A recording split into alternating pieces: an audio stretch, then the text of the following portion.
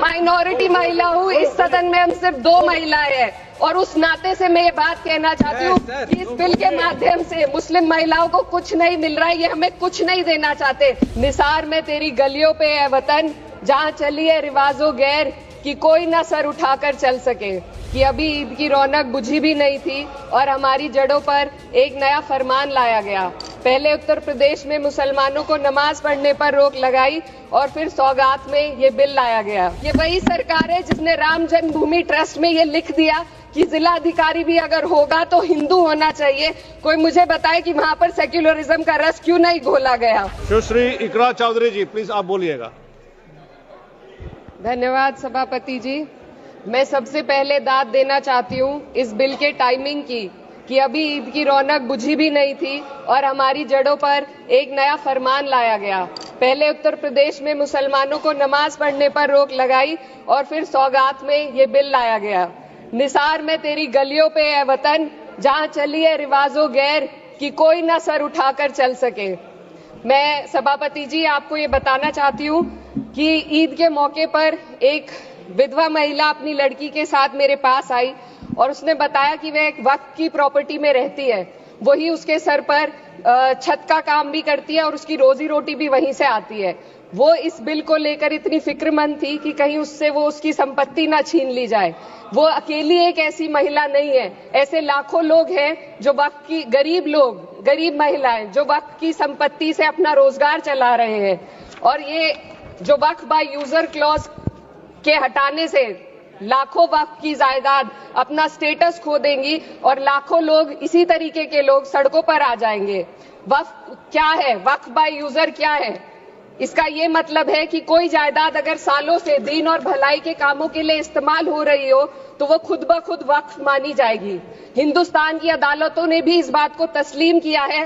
Waqf by user सिर्फ वक्फ board को ही मिली कोई खास सौगात नहीं है, ये बल्कि सभी अन्य धार्मिक ट्रस्टों को परंपरा और यूज के आधार पर बिना किसी डॉक्यूमेंटेशन के धार्मिक चरित्र को डिक्लेयर करने का राइट मिला हुआ है। भारत के संविधान के आर्टिकल 13 क्लॉज 3 में कस्टम और यूसेज को कानूनी वैधानिकता प्रदान करता है। इसी आर्टिकल से वक्फ बाय यूजर भी निकला गया है। इस बिल के कानून बनने पर वक्फ बोर्ड तो इस प्रोविजन से हाथ धो बैठेगा, लेकिन अन्य धार्मिक ट्रस्टों को यह सुविधा जारी रहेगी। इससे भारतीय संविधान के आर्टिकल 14 और 15 का सीधा उल्लंघन है, जो धर्म और जाति के आधार पर भेदभाव और कानून के सामने सभी की बराबरी पर जोर देता है। मैं इसके साथ ये भी कहना चाहती हूँ कि सत्ता के लोग जो एक दूसरे की पीठ थपथपा रहे हैं कि वक्फ बाय यूजर का जो अमेंडमेंट इन्होंने दिया उसको एक्सेप्ट कर लिया गया है, लेकिन इनकी शरारत यह है कि उसके साथ ही एक ऐसा प्रोवाइजो इसमें शामिल किया गया जिसके आधार पर यह कहा गया है कि अगर कोई भी वक्फ की संपत्ति विवादित हो तो वो अपना वक्फ स्टेटस खो देगी। तो जो अमेंडमेंट इन्होंने दिया है जिसको एक्सेप्ट कर लिया गया है उसका कोई मतलब नहीं है, ये इनकी नीयत है जो साफ जाहिर हो रही है। सोने पर सुहागा एक काम और किया है, सरकार ने वक्फ की कानून के सेक्शन 107 को हटाकर लिमिटेशन एक्ट में 12 साल तक ही किसी के खिलाफ अदालत में जाने का प्रोविजन है।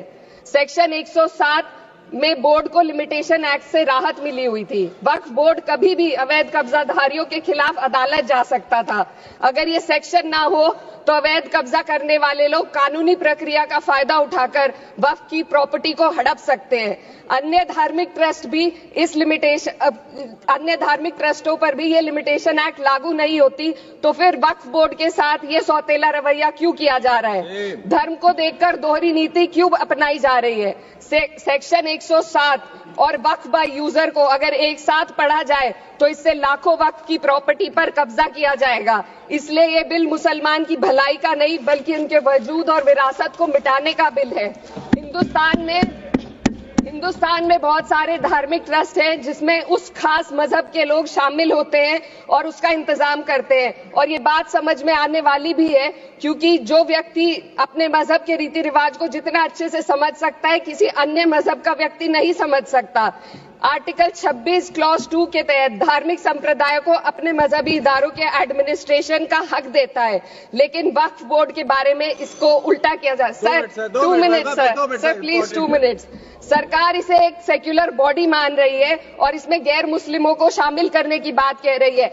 आपके मुंह से सेक्युलरिज्म की बात सुनकर अच्छा लगा, लेकिन अगले ही पल ये भ्रम टूट जाता है, क्योंकि आपको सिर्फ दान देने के लिए प्रैक्टिसिंग मुस्लिम का आपने क्लॉज डाला है, लेकिन बोर्ड में बैठने के लिए मुस्लिम होने की कोई आपकी क्लॉज नहीं है। तो इससे आपकी जो दोहरी नीति है वो साफ जाहिर होती है। ये वही सरकार है जिसने राम जन्मभूमि ट्रस्ट में ये लिख दिया कि जिला अधिकारी भी अगर होगा तो हिंदू होना चाहिए। कोई मुझे बताए कि वहां पर सेक्युलरिज्म का रस क्यों नहीं घोला गया। सर आखिर में मैं अपनी बात को खत्म करने से पहले महिलाओं का मुद्दा बार बार उठाया जा रहा है। सरकार का कहना है कि बोर्ड में मुस्लिम महिलाओं को रिप्रेजेंटेशन देंगे। इस कानून से पहले भी मुस्लिम महिलाएं बोर्ड में मेंबर रह चुकी हैं और मिनिमम 2 का प्रोविजन था, उससे ज्यादा भी हो सकती थी। सर मैं ये कहना चाहती हूँ कि सरकार ने महिलाओं के लिए ऐसा कौन सा नया काम किया जिसका ढिंडोरा सरकार का हर सदस्य पीट रहा है। इस बात की तायीद अगर आपकी तरफ से कोई मुस्लिम महिला करती तो हम उसका यकीन भी करते, लेकिन अफसोस आपकी इतनी लंबी कतार में एक भी मुस्लिम महिला नजर नहीं आती है। सर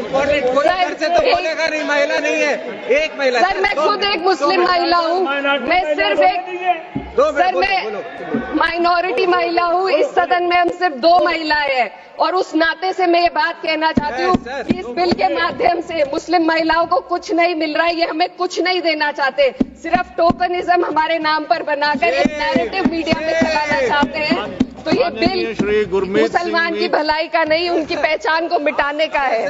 सर अंत में मैं बस यही कहना चाहती हूँ कि कागजों की कैद में बस नाम रह जाएंगे, वो जो हमारे थे सिर्फ दावे में रह जाएंगे। इस बिल के द्वारा मीठी ईद के जायके को कड़वा करना, यही असली सौगाते मोदी था।